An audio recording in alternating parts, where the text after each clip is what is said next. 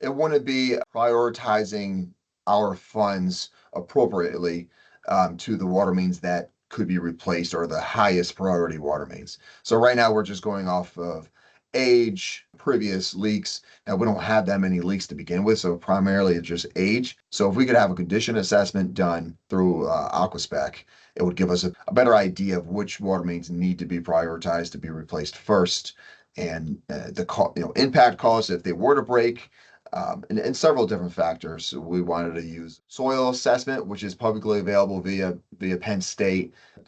1 year contract, $35,000 annually. Pretty Wow. much $60,000 for a condition assessment over a 2 year span. So if we could do that through Aquaspec, obviously, you're getting a lot of value right there.